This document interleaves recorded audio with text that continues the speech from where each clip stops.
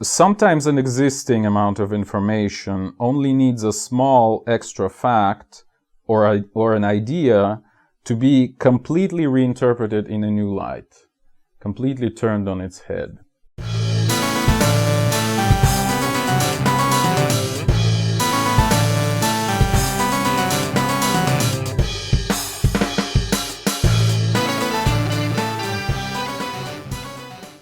Greetings, this is Eugene the Philosopher, the greatest living philosopher after the unfortunate passing of Quentin Robert de Nameland, who has been the greatest living philosopher before me.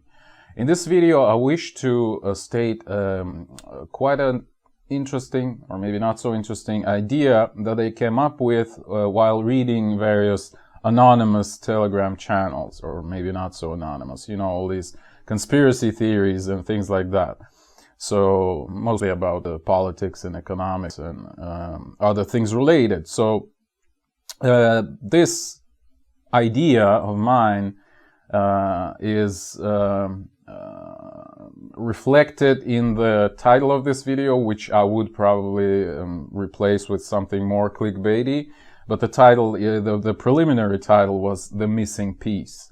So the point is that adding a small piece of information often allows to reconstruct the whole picture in a radically different way, almost like you have the pieces of the puzzle, but then you add one more piece and suddenly you realize that you can rearrange the whole thing in a completely different manner, to shine a completely different light on it, if you wish, provide a completely new interpretation of what's going on, right? And so, as one of the illustrations of that, like something like that I've done in my Ukraine special, again, I'll link it in the description, where, again, some additional idea like that the Russia is not an independent force can explain much better what's going on, or at least in a much different way, what the war in Ukraine is all about, right? So that's one example. But specifically for this video, I've remembered another interesting idea of this sort, so I wish to give it to you as an illustration of the main point of this video.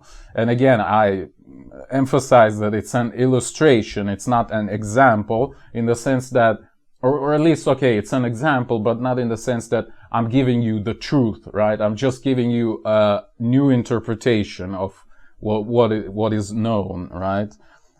So yeah, and also as a caveat, I'm not a scholar or a biographer of the particular people we're going to be talking about, so I've literally spent maybe a couple of hours studying the documents, or actually less than that, so there's probably much more than I didn't dig out in my search, alright? So there's actually one thing I definitely did not dig out yet, but maybe I'll find it and post it in the comments or something. So we'll talk about Newton, Isaac Newton, that is, and Hooke, Robert Hooke, that is, and their dispute, right? Their scientific disputes. And there is one famous quote from Newton that I'll preface this segment with, which goes like this, and I'm quoting literally from him. So, what Descartes did was a good step. You added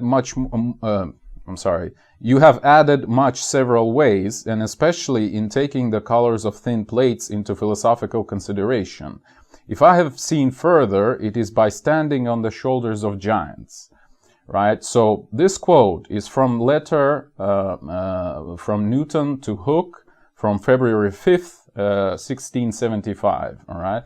And I'll give you the link to this letter. You can actually see the handwriting there. And I may actually show it on the screen, or I may have already did that as I was quoting it. I don't know. We'll see. So so what is the original interpretation of this phrase, the latter one? If I have seen further, it is by standing on the shoulders of giants. So it is, firstly, it's a reference to this dwarf on the shoulders of giants, right? Sort of idiom almost, which is very old. Well, arguably at least 500 years old, something like that, right? So you may see many other examples in earlier works of various thinkers and writers. And secondly, like, what is the meaning of this phrase? It's like Newton demonstrates humility, right? By saying that, okay, I'm not as smart, like I've had very good predecessors and the giants, right? And I was just standing on their shoulders, apologies, and therefore I saw further, right? That's how it looks on the surface, and that's how it is usually interpreted. But if you look at the context, again, disputes between Newton and Hooke. Okay, let me briefly describe them to you. So in 1672, that is 3 years before this letter, they've had a dispute on the nature of light. In particular, Newton stated that light is made of particles, and Hooke stated that the light is made of waves, right? This argument have continued for like, well, basically 250 years further, right?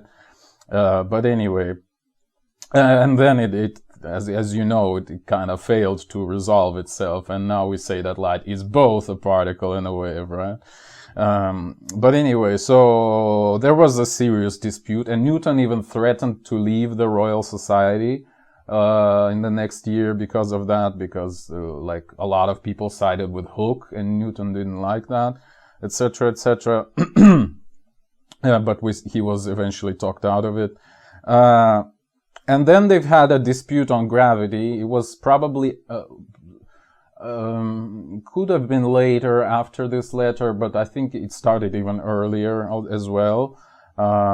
So Hooke was studying gravity himself, and he actually discovered this law of elastic deformation, where the force that appears when you, like, let's say, stretch a rubber thing, the force is proportional to the size of the deformation, right, to the length. So it is quite famously formulated as ut tensio sic vis in Latin, which means like the more tension there is, the bigger the force, right? So yeah.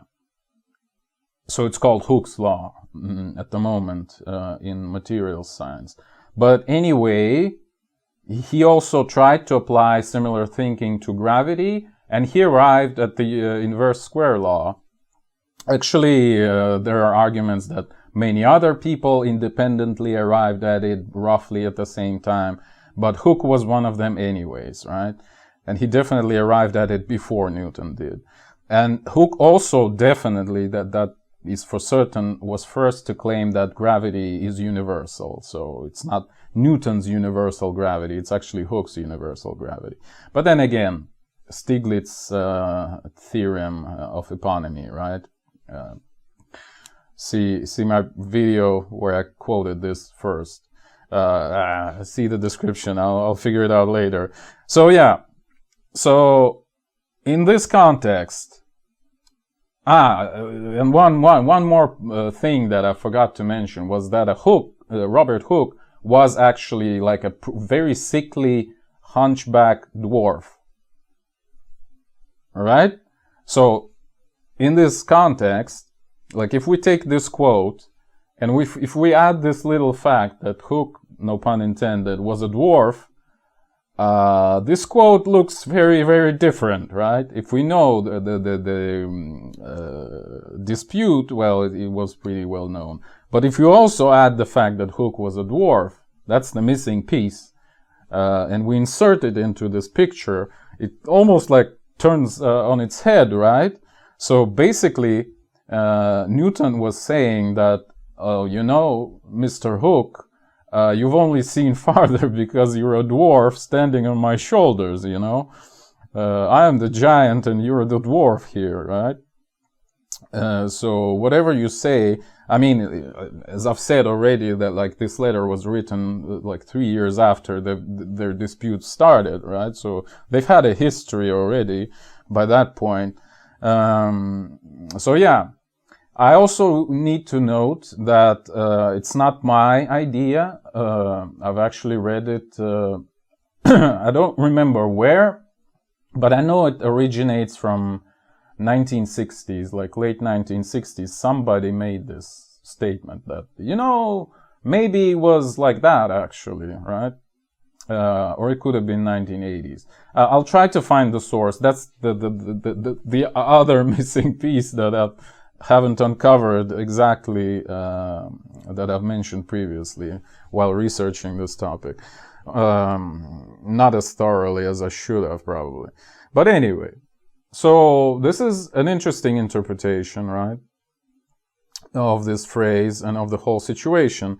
And you might say, oh, okay, there could be some counters to that, like maybe Newton was actually well, like sincere in what he said, and like I meant Newton and not I meant Hooke, right? So one argument in favor of this position is that Newton himself allegedly was very small when he was born, like he was prematurely born, right? So he could have said like, oh yes, I am very small, you know, in some sense. But it might be like sort of an urban legend of a much further time, because Newton was fairly unknown when he was young, so nobody really cared. So who knows? It might be a legend. But anyway, after all of that, so that was an illustration, but I'll ruminate on it a little more probably. So after that, Hooke died in 1703. And at the same year, Newton himself actually became the head of the Royal Society, right? Like the president or whatever it's formally called.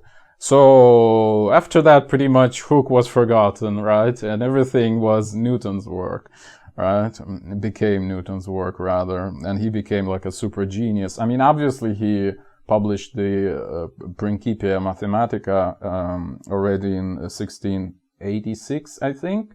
So that was quite a while before that. But anyway, after 1703, definitely all the propaganda started working in favor of Newton. So every competitor was quickly forgotten, and or you know, being accused of plagiarism. And by the way, both Newton and Hooke were accusing each other of plagiarism many times, actually. So yeah. So you might say, well, maybe Newton was actually the good guy here and Hooke was the bad guy, which is actually a fairly, you know, well-established point of view today, which again is like a mainstream point of view. But I'm giving you the missing piece style point of view, which is the reverse, like, right? Just based on this small detail, which is exactly the point of this video. So both Newton and Hooke accused each other of plagiarism, but also Newton and Leibnitz accused each other of plagiarism in terms of development of calculus, right? Both differential and integral calculus. And that's probably not the only cases where Newton was accused of plagiarism, I would assume. So it bears the question, well, if many people accuse the same person of plagiarism and the person accuses them of plagiarism, is it more probable that many people are actually plagiarizing or one person is plagiarizing, you know? That's a good question. Oh yeah, and regarding Leibniz, like Newton actually hated him. He even said, and I'll give you the link again, maybe I'll even show it to you on the screen right now, again, if I wouldn't forget, that some people who talked to Newton actually remember him saying that, and I almost literally quote, that Newton pleasantly tell that he broke Leibniz's heart with his reply to him. So Newton was helping some of his friends to sort of have an argument with Leibniz. So one of his friends or colleagues or whatever had an argument with Leibniz via correspondence, obviously, and Newton helped them to answer without, you know, being clearly seen himself. So, and at some point they sent a reply to Leibniz, and then they received news that Leibniz was dead. And he couldn't reply back, basically.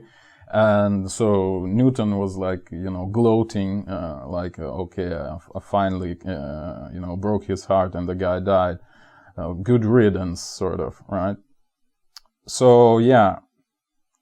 And my take on Newton was actually one aphorism I wrote like maybe 15 years ago, something like that. So, like, if I would try to describe, at least back then, it's still relevant, I would say. If I would try to describe Newton with one quote, it would be like, what can you possibly know about it? So it's this, like, the guy seems to be like full of this extreme arrogance masquerading as gentleman's humility, something like that, which ultimately led to his seclusion, very secluded lifestyle, right? Very sort of secretive in many ways. It's, well, because he was a prick, actually, I would say. And by the way, Leibnitz, for example, was almost exactly the opposite. He was like very friendly, very polite. He was a diplomat. He was always like around people, socializing, dancing and stuff. Newton was this sort of, dark guy hating everyone. And I'm not even exaggerating. I think that's exactly how he behaved. So I'm not sure about Hooke, though, like how friendly he was. Well, I assume at least somewhat. And one other interesting fact about Newton, I apologize that it's sort of derailed into talk about Newton, but well, I'm giving you more pieces of the puzzle that gives more strength to this missing piece that I've inserted, right? That Hooke was a dwarf, and therefore this quote turns on its head, right? So now I'm giving you broader context, which fits actually this new interpretation. So Newton was appointed a head of the Royal Mint, right? At some point in 1707 or something like that, 1709 maybe. I don't exactly remember. So, but he executed, well, not personally, but he like gave orders to execute at least 28 people. And by execute, I mean like death sentence. 28 people while being the head of the Royal Mint, right? Yeah, that's a good guy, right? And the coat of arms of Newton, I'll show it to you on the screen again if I wouldn't forget. If I would, I'll give you the link. It's pretty interesting, right? It's these two bones on the black shield. So yeah. Now, of course, you might say, okay, bones actually represent resilience, like some inner strength, and that's actually true. I mean, in heraldry and blah blah blah. But it also might hint at some, secret societies, if you know what I mean. And I mean, if you're simultaneously a head of the Royal Society and the Royal Mint, I would assume you cannot be so without being a member of quite a few of such societies. All right. So yeah, let's wrap up this segment finally. So same thinking, this missing piece kind of thinking is applicable, I think, to conspirological theories as well, conspiracy theories, i.e. the knowledge of tomorrow, wink wink, where conspirologists always deliberately look beyond the, how do you call it, spotlight of mainstream media, mass media, and therefore they always, almost by definition, see a bunch of these missing pieces, right? Just before no one else is looking there, right? So almost only by accident you might stumble upon some of that, but if you're not actively looking, you might even not give it too much attention. But conspirologists, conspiracy theorists, they look deliberately for that stuff, right? And that's why they find quite a lot of that, right?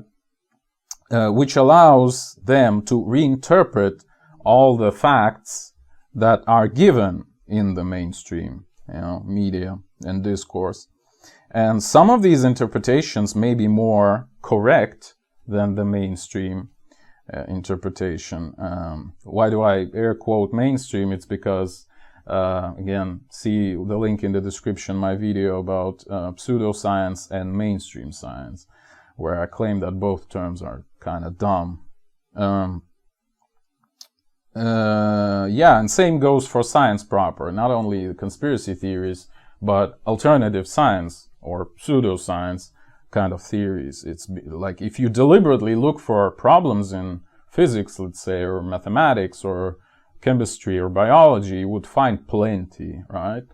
And like these small bits of, I don't know, like problematic facts potentially might allow you to reconstruct the whole thing, right? At least some branch of some science. And many people do that with varying degrees of success, or popularity rather. Let's put it that way. All right, and yeah. So one other interesting missing piece for you is that popular science resource named Kurzgesagt. You know, they have these popular science videos on YouTube and stuff. They are founded by Bill Gates, for example. Not hinting at anything at all. At least they were financed by Gates, as well as tons of other mass media, by the way. What I'm saying is you can't actually believe that they're all telling you, you know, objective truth. What they're telling you is what their editorial policy allows, which is what their funding allows, right? That's my point. Like even mainstream science recognizes that today with, you know, the statement of the conflict of interests at the end of the paper. Not everywhere, but in some fields it's already like an absolute requirement, right? Okay. Yeah, so let's probably conclude this rant. Hopefully it was at least a little bit entertaining. So, in this video, I talk about how sometimes an existing amount of information only needs a small extra fact or an idea to be completely reinterpreted in a new light, completely turned on its head. And we talked about the illustrations of, well, firstly I mentioned my video about Ukraine, then we talked about the case of Isaac Newton versus Robert Hooke, the famous quote about the shoulders of giants, how it can be reinterpreted in favor of Hooke, and showing that Newton was quite an asshole, actually. And then we talked about conspiracy theories, how conspirologists deliberately look for missing pieces and find plenty, and that allows them to reinterpret what's going on, again, in a new light, like paint a new picture. And, well, painting is not really a good analogy, but build a different house from the same materials, let's put it that way.